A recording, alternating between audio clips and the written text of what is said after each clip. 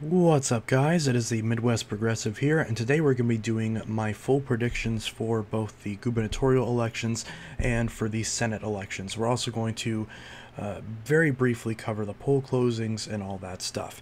Now, depending on when this video goes up, it'll go up either before or after I actually do my election night stream. I'm going to try to release it before, ideally.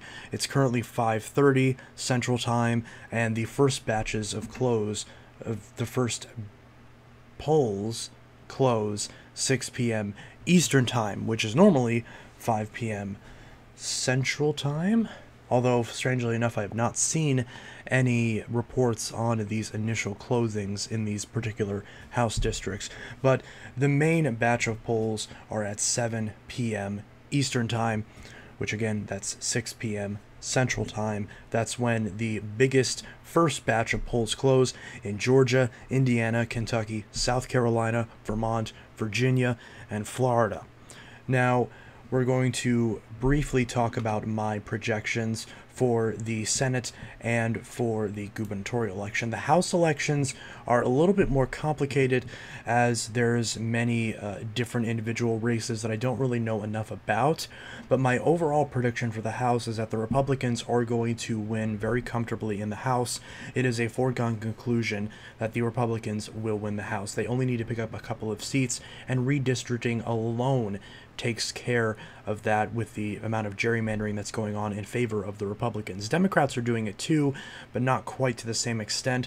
So even if the actual congressional vote is exactly accurate and gets to the point where it's only a couple points, which I suspect it'll actually be more like 4 or 5 points, then still the Republicans will pick up the House, and I'm projecting that they'll pick roughly estimated around 230 seats. And my margin of error for the House is plus or minus 5 seats. So my projection is that the Republicans will pick up anywhere from 225 seats upwards of 235 seats, potentially up to 240. It really just depends on what races shift in what direction. So my overall prediction is Republicans will win around 235 seats. Or did I just say 230? Either way, 230, 235, somewhere in that range, maybe 225. So again, 225 to 235, that's my range for what I suspect the Republicans will pick up. They'll pick up the vast majority of the toss-up races and even some of the Democratic-leaning races, with the biggest exception being Mary Peltola in Alaska, who I believe will win re-election and be re-elected to her seat in the Alaska House. So that's the biggest exception that I can think of off the top of my head, but the majority of the toss-up races will be going to the Republicans, giving them a fairly sizable majority in the House of Representatives. Now, next we need to look at the Senate and the governor's race. So I'm going to go ahead and go to yipms.com, and it looks, for some reason, the font is really weird. YAPMS has been a little funky, so I'm actually not sure if this is going to work. Okay, it looks like it is. So we're going to start off with the Senate, because after all, Senate control is going to be a big factor as far as who controls the Supreme Court. That's obviously going to be a big factor, especially after the Dobbs decision. So things like Supreme Court justices and all that are going to be very important in regards to the Senate. So that is partially why we will see, in my opinion, a disconnect between the House and the Senate. But that's not, maybe that's spoiling what my prediction will be, but I'll go into it as we go along. Now, first off, my margins for both the House, or both the Senate and the gubernatorial, is 1, 5, 10. Less than 1 is tilt, so I'll demonstrate that now. So less than 1 is tilt, 1 to 5% is lean, 5 to 10% is likely, and double digits is safe. So that's the way that we're going to define our seats. And I'll also talk about, at least in terms of the competitive races, what I think the final percentage of victory will be.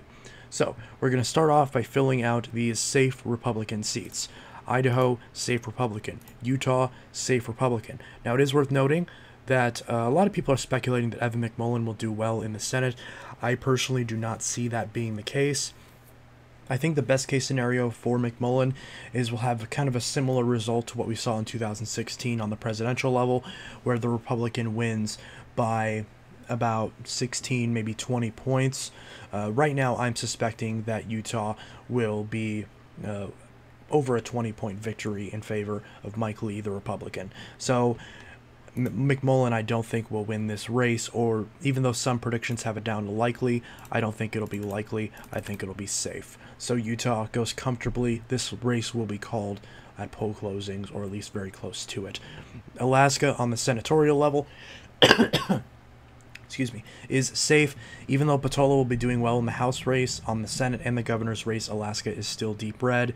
And even if there is some sort of contest for this seat, it's likely going to come down to two Republicans, so the end result will still be a Republican win in Alaska. Both the Dakotas will be safe Republican. This is the Senate we're talking about, so Kansas is safe, as is both the Oklahoma and the Oklahoma special election. Arkansas, Louisiana, Alabama, South Carolina are safe. Map just shifted a little bit, we'll lock that. Indiana and Kentucky will be called at poll closing. They will be safe as well. Missouri will also be safe. My former stomping grounds of Missouri will be safe. And neighboring Illinois, where I currently reside, will be safe blue. Tammy Duckworth will easily win re-election, although it may be closer than previous elections. I think that Duckworth will win by anywhere from 14 to 17 points. Right now, I'm betting on her winning by 16%. In neighboring Iowa, there's a lot of talk about Chuck Grassley only winning by a likely margin, and the majority of predictions that I see have him winning by a likely margin. I don't believe that. I believe that whether you define safe as 15 points or 10 points, I still think he's going to win by a safe margin. I think that Grassley will win by 17 points. A very similar margin to neighboring Illinois on the blue side. All right. Colorado, that's a pretty interesting race. I think it will be likely Democratic. It will just barely be under safe. Again, if we were in a situation where safe was 15 points, which for me it is not, then confidently likely Democratic. I think that Michael Bennet will probably win by around 7 or 8 points. I actually think that Jared Polis will run ahead of Michael Bennet. So we will actually see if this race drops down to lean, if Colorado in some way drops down to lean, I think it's more likely that the Senate result drops down to lean versus the gubernatorial result. But right now, Michael Bennet, I project, will win by 7.7%. Hawaii is safe Democratic. Newsom will easily win re-election. Not Newsom. I forgot. I keep doing this. I keep getting the governors and the Senate names. So I'm just going to stop saying the names. So California, safe Democratic, as is Oregon. Washington, I've had as safe for a while, but I'm actually going to slip it back down to likely. I think it'll be a 9-point victory in the state of Washington, at least on the Senate level. So it's pretty interesting. Ohio, very similar fashion. I think Ohio will be about a 9-point margin in favor of J.D. Vance. Even though Tim Ryan is running a much better campaign, he's running a more progressive campaign, which is a lot more tailored to a state like Ohio. Ultimately, this is one of those races where the national environment is going to take an effect, and J.D. Vance is going to essentially have the Trump effect, where the race is going to be really close in terms of polling and a slight lean in favor of the Republican, but the undecideds will break heavily for the Republican, just like they've done in both elections with Donald Trump on the ballot. And because of the national environment, I'm actually going to give Vance a little bit of an edge over Trump. Trump won Ohio by 8%. No matter which of his two elections you look at, he won by 8%. I think J.D. Vance will win by 9.9 or maybe 9.8%, just a hair under safe. This is one of those results where if it drops down to lean, I would not be surprised. And if it drops up to safe, I would not be surprised. So if he won by double digits, or if the race turned out to be very competitive, I would not be surprised either way. This race is very elastic based on the data, but I think that ultimately the most likely scenario is a likely Republican victory in favor of J.D. Vance in the state of Ohio. I would be shocked if Tim Ryan wins, but it is theoretically possible, much in the same way that it was theoretically possible that Biden or Clinton could have won Ohio. I will say that despite the end results, I think it would have been more likely for Biden to win Ohio than Clinton. And I do think that Tim Ryan is, despite the margin being more for J.D. Vance than it was for Trump, in my estimation, I do think Tim Ryan is more likely to win Ohio than it was to go blue on the presidential level, if that makes any sense. Because, again, I think this race is a little bit more elastic, but I still think that Ohio will vote for J.D. Vance by 9 points, with a very similar popular vote allocation to the Trump and Biden race in 2020. Sort of neighboring Wisconsin, I believe that Ron Johnson will win by a likely margin. This is one of those races where the Senate race will actually outperform the governor's race, unlike in Ohio, and I think that Ron Johnson will win by about 6 points. Ron Johnson is running or specifically the Republican Party is running a slew of ads in Wisconsin attacking Mandela Barnes on crime. And crime is one of those issues where, for whatever reason, the Democrats just can't seem to get a good message on. Even though they win in terms of the perception on gun violence, because voters that vote based on gun violence usually will vote for Democrats. But as far as crime as a whole, Republicans are clearly taking advantage of their position. That's not the right word. I'm trying to think. They're clearly, I don't want to say exploiting because that sounds more negative, but they are taking advantage of the sentiment on crime and pumping a lot of money into these races. And in the case of Wisconsin, that is what is putting this state away in terms of the race. Wisconsin's usually very competitive, and despite Ron Johnson and all of his scandals and potential issues, he is going to win this race comfortably, in my estimation. Now we're going to go through the rest of the likely Republican states, even though I'm kind of going all over the place in terms of the order that I'm characterizing these races. I know it's confusing, but we're still going to get through all of them. North Carolina, oh, no, that's the wrong color. North Carolina, also likely Republican. But this is very much on the edge of likely Republican. I think that Ted Budd will win this race by about 5 points. And I could see either Wisconsin or North Carolina voting to the right or left of each other. Both of these races are kind of similar, so I could see Johnson outperform Budd or vice versa. It really just depends, but right now I actually have Johnson outperforming Budd by just a little bit. So I have Johnson winning by 6 and I have Budd winning by 5. So on the hair of being likely, this race could jump down to lean, although I do not see this race jumping up to safe like Iowa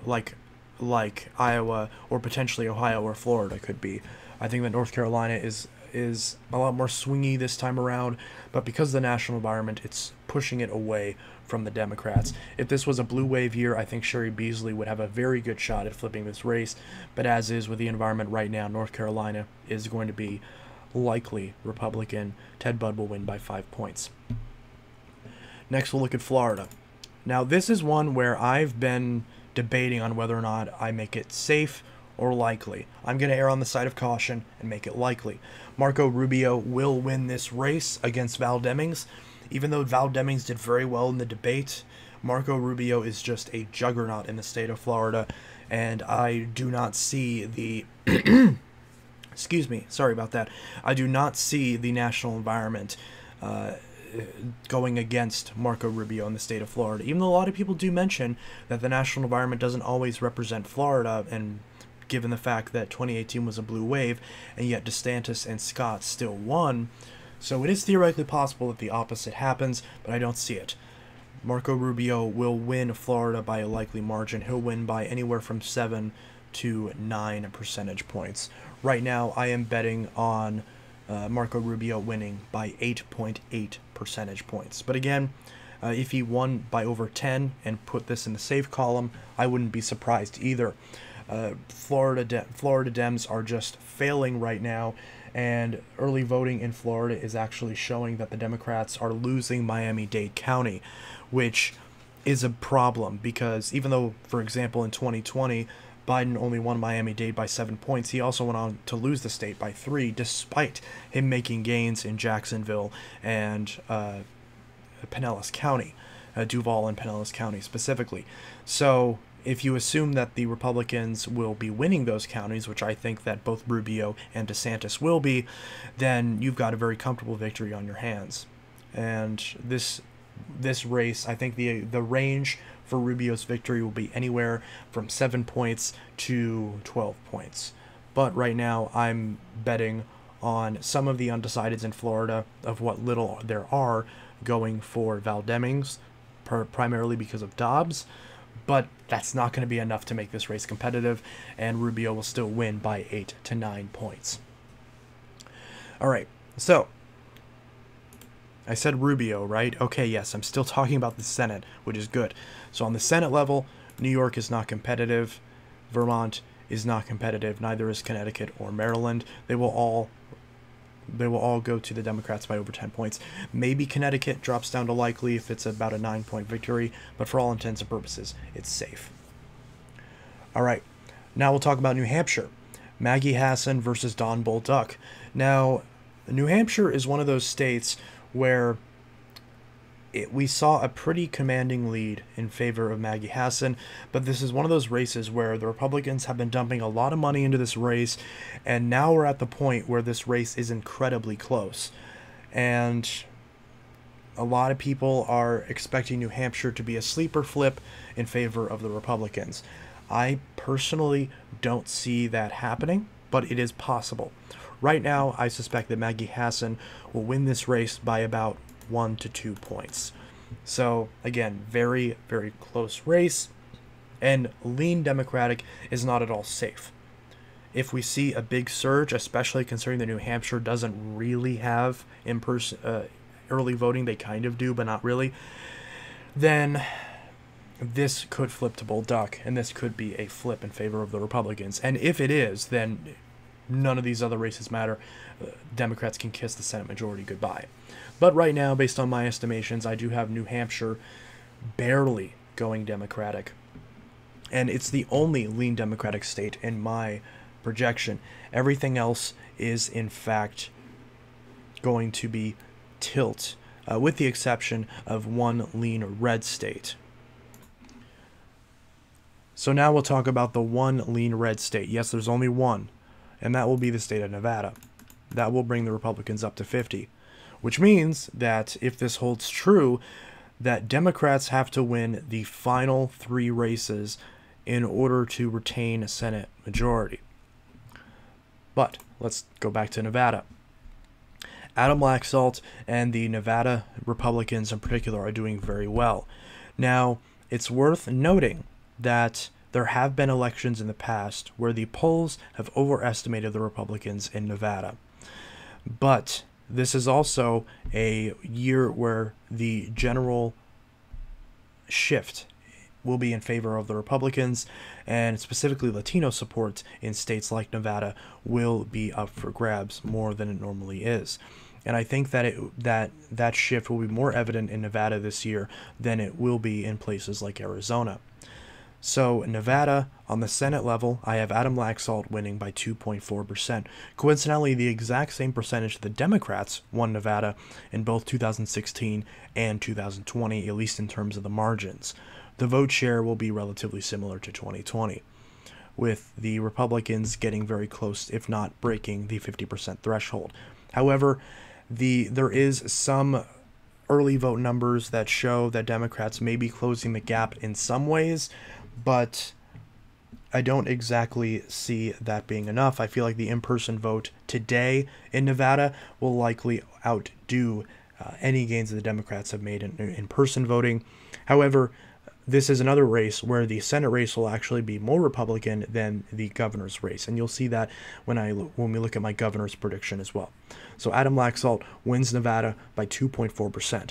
Now in neighboring Arizona, this is an interesting one because Kari Lake, despite the type of candidate she is actually doing very well in Arizona, and is easily on track to be Arizona's next governor. If not by margins, then by the consistency of her lead. Katie Hobbs has been flubbing this campaign, and the reason I'm mentioning this in the Senate race is because I want to explain the scenario where I could be wrong. Because right now, I actually have Mark Kelly narrowly winning Arizona. I don't have it as lean as some other predictions have. I just don't think that's realistic. But I can see Mark Kelly holding on by the same margin that Joe Biden won Arizona in 2020, so 0.3%. And I could even drop that down to 0.2. Either way, you're talking about a couple thousand votes being the result here. And the reason why I have this is because Arizona is a state that in the past has been known to split tickets for both governor's races, Senate races, and presidential races. So the idea of Kari Lake winning, even by a comfortable margin, yet still electing a Democratic senator is not out of the contrary, or is not out of the question. And I think that Mark Kelly, because of his statewide name recognition in Arizona, as well as name recognition even before being a senator, he has that potential to break the traditional trend of this being a red wave year and him normally going down in a hurry. Now, again, I have this race as 0.3. If Mark Kelly sneezes wrong and Blake Masters manages to capitalize on that poor quality sneeze, then Blake Masters would win the Senate race in Arizona, and Kari Lake would carry, no pun intended, Masters over the finish line. And that's what a lot of other people are projecting, that Kari Lake will do so well that she'll drag Masters over the finish line. And that's certainly possible, just like it's possible in the case of Pennsylvania with Shapiro and Fetterman, which we'll get to that next. But right now, I think the most likely scenario is that Mark Kelly holds on by the skin of his teeth. And again, this is actually going to be a common trend for the last three races. And with that, we'll get into Pennsylvania. Pennsylvania is one of those where John Fetterman was doing very well just a few months ago, but the debate really hurt him. And a lot of people several months ago was predicting that he would win this by 10 points. There was even a time when I personally thought that Fetterman was going to outperform Shapiro. Obviously, that is not the case anymore, and it would be delusional to think that at this point because the numbers are just not showing that. While I do think that Fetterman appeals to the base, the Democratic base, very similar in a way that Mastriano appeals to the Republican base, I think that this is one of those races where Fetterman will just barely eke it out. I think that John Fetterman will win over Mehmet Oz by 0.7 percentage points, so less than a point. It's also worth noting that 0.7 was the exact margin of victory that I had in favor of Joe Biden in the state of Florida in 2020, and Trump went on to win it by 3. So the same thing could happen here. So the reason why I'm giving the win to Fetterman is because I don't think Oz is going to be able to capitalize on the appeal that he would need in order to pull out a victory. And I think that combined with Shapiro doing several points better, I don't think Shapiro's going to win by double digits, but we'll get to that later. I think that all those factors combined will just barely eke out the victory in favor of John Fetterman. But again, this is an incredibly close race. And if Oz is able to capitalize on the last few moments of this campaign, which to be fair, I've not been paying attention to the campaign, in the final 24 hours, and if enough people decide that the debate is going to shape their opinion on how they cast their ballot, then Oz is going to win. But at the end of the day, I feel like Fetterman has the type of appeal to just barely cross himself over the finish line in a race that otherwise would be handedly Republican, at least lean, if not likely Republican. And I think that would have been the case with Pat Toomey or potentially even Dave McCormick, who, as we remember, lost by only 1,000 votes.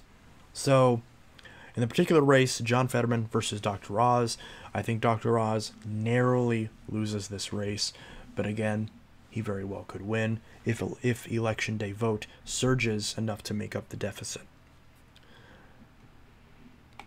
I think that I also forgot to mention that Oz's gaffe in the debate on abortion, while it necessarily won't outdo Fetterman's overall poor performance in the debate, I think that make enough voters hold their nose and vote for Fetterman just enough to put him over the edge.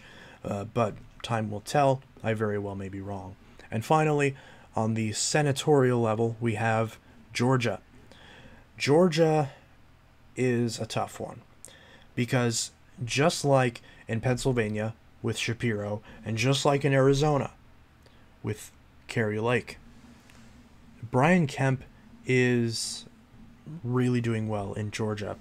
But the weird thing is that we've learned from Georgia's past, at least recent past, that when turnout is up in Georgia, Democrats do better. So we're seeing a bit of conflicting results here, because the early vote in Georgia is through the roof and points to Democrats doing better in Georgia. Yet, Brian Kemp has been expanding on his polling lead in recent days. So a lot of people are putting Georgia on the gubernatorial level as likely Republican. I personally think it's still lean Republican, but if Brian Kemp wins by a bigger margin, that could drag Herschel Walker across the finish line. I think that on election day, the result will be that Walker wins. But here's the problem. Georgia has a runoff system, and neither of these candidates in the polling averages are hitting 50%. And if the undecideds break in a way that is at all different from the way they're breaking in the Kemp-Abrams race, then Walker won't reach 50%. So while I think Walker will win the election day vote by approximately 0.4%, he won't hit 50%, which means that this race will go back to a toss-up and we'll be in for a runoff in December. And I think that this will be a situation where history repeats itself. If both Arizona and Pennsylvania go blue, and Nevada goes red, and New Hampshire goes blue, as everything else presumably would stay the same. If all these things happen, and this exact map happens, and that's what this hinges on, if this exact map happens, this is what is defining this prediction, then I think that Democrats will be able to pour all of their money and all of their resources into the Georgia race, just like they did in 2021. And that will give Warnock the victory.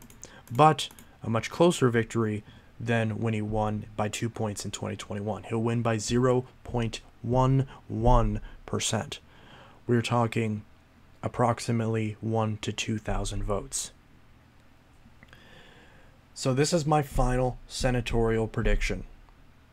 But again, Pennsylvania, Georgia, Arizona, incredibly close. If anything shifts, if we have the slightest bump in turnout in favor of Republicans on election day than what I'm predicting, this will be wrong and the Republicans will win a comfortable 53-seat majority. So keep that in mind. Now, it's also worth noting that this is not a pro-democratic prediction because this is what I want to have happen. Because it's worth noting that this would be exactly what we have now, and just Nevada and Pennsylvania switching sides, which would mean that we would still be in a position where if you're a Democrat and you want Democrats to pass legislation, you still have to worry about Joe Manchin and Kyrsten Sinema not casting their vote in favor of what the Democrats are doing, which means even with Vice President Harris being the tie-breaking vote, it still doesn't get to that point. So this is not, even though this is technically a win for Democrats on paper, this is still effectively a win for Republicans, even if they lose Nevada in this scenario, because Democrats' best case scenario is this map plus Nevada. And even then, you still would have Joe Manchin and Kyrsten Sinema both refusing to vote for anything that the Democrats pass through, which means just by one vote, you can't get anything through. So that is not going to be the victory the Democrats hope it will be, but it'll actually help the Republicans in the long run, because they'll be able to say the Democrats have the Senate and they still aren't doing anything. So, but I think that Dobbs ultimately will lead to, in some factor, lead to this being the final map, where the Arizona and Georgia incumbents hold on, and Republicans comfortably flip Nevada, but just barely lose Pennsylvania. Now we're going to go on to the governor's race, where we have incredibly close races in the governor's maps as well. So we're going to fill out the safe seats in favor of the Republicans. So, on the governor's races, Republicans by safe margins will win Alaska, Idaho, Wyoming, South Dakota, Nebraska, Oklahoma, Iowa, Ohio, Arkansas, Tennessee, Alabama, South Carolina, Vermont, and New Hampshire. Democrats will win California, Hawaii, Illinois, Massachusetts, Rhode Island, Connecticut, Maryland,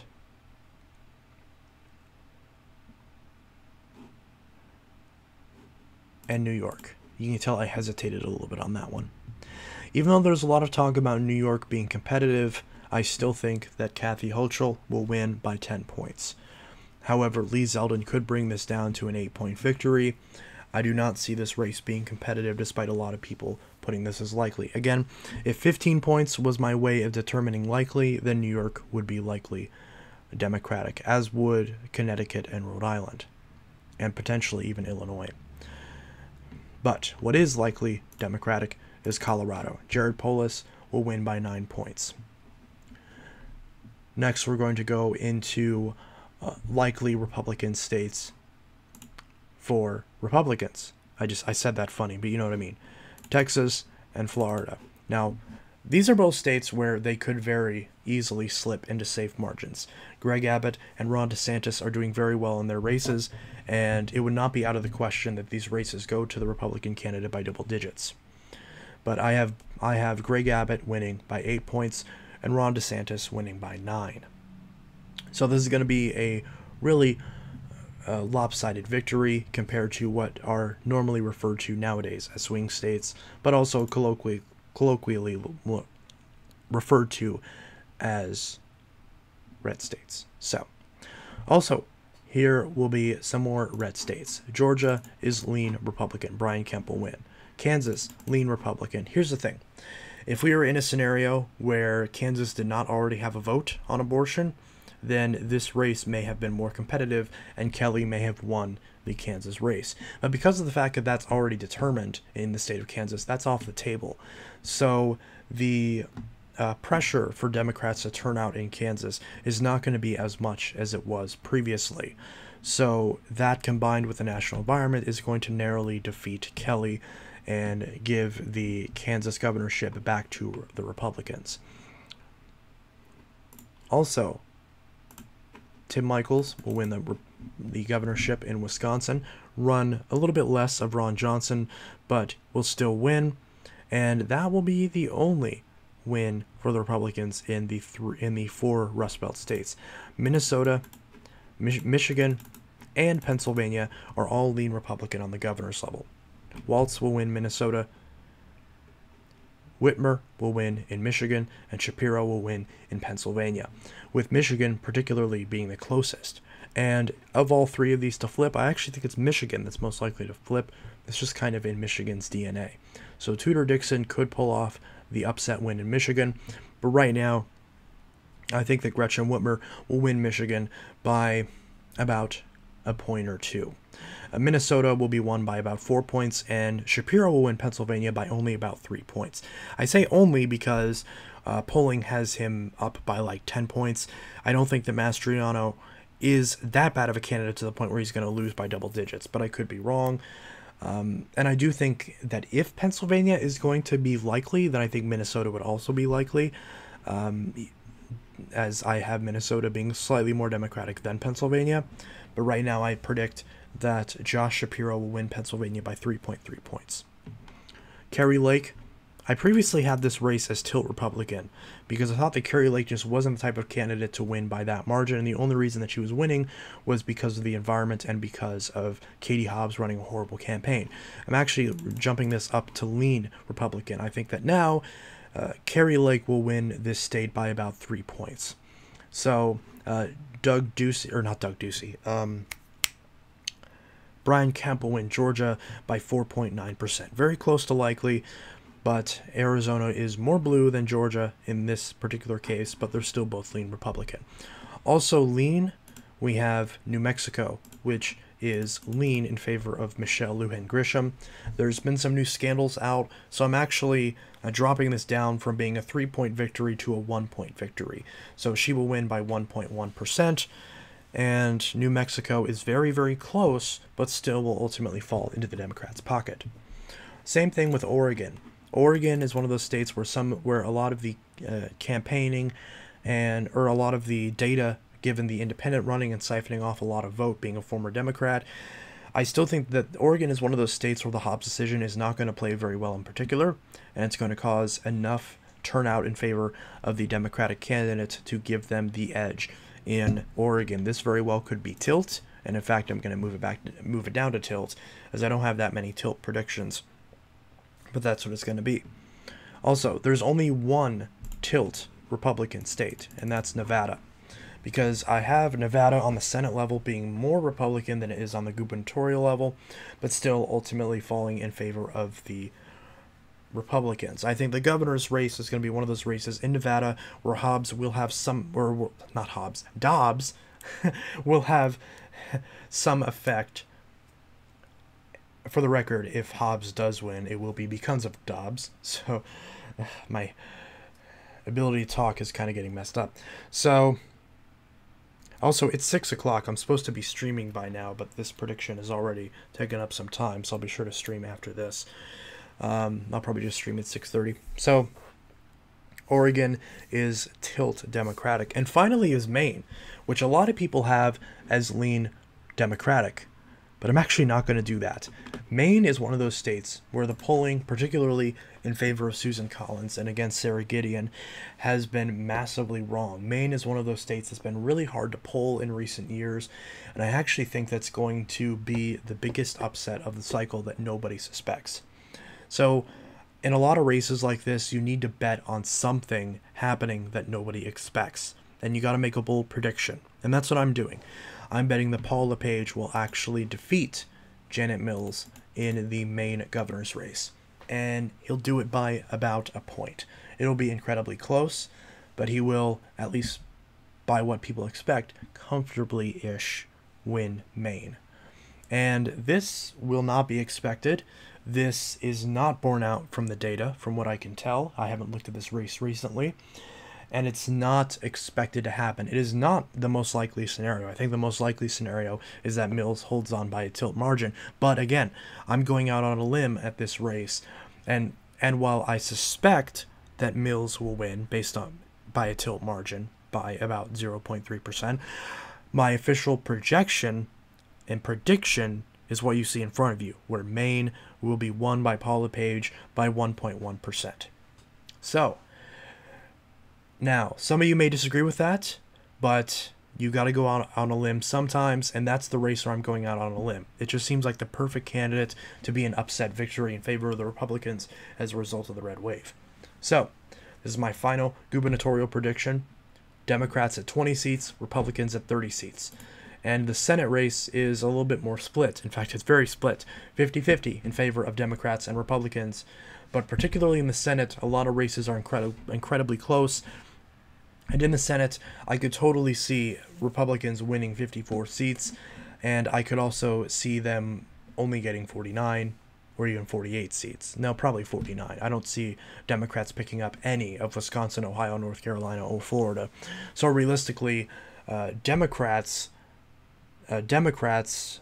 best case scenario is just this map plus Nevada. So I have Democrats doing really well, but I also have a lot of these races being really close and where candidate quality makes the difference. But hey, this is a red wave, and in many cases the red wave does not care about candidate quality. They'll still, in many cases, choose the party that is currently waving. So this could be wrong, and I expect this probably will be wrong, because all three of these tilt races going to the Democrats doesn't seem the most likely. One of these is going to break, and based on the data, it's equally likely to be Arizona, Georgia, or Pennsylvania. A few weeks ago, you would have said that the most likely scenario would be Georgia because of Mark Kelly's approval rating and because of Fetterman doing really well, but now it's anyone's guess as to which one of these races will break and give Republicans the majority. But if I had to bet on a prediction, if I had to bet on it and put money down, I'm betting on 50-50. Is that bullish? Sure. But I'm doing it. So yeah, this is my full Senate and governor predictions for the 2022 midterm elections, of which the polls are closing roughly right now. It is 6 o'clock. It is 6:09 Central Daylight Time as of the time that I'm recording this.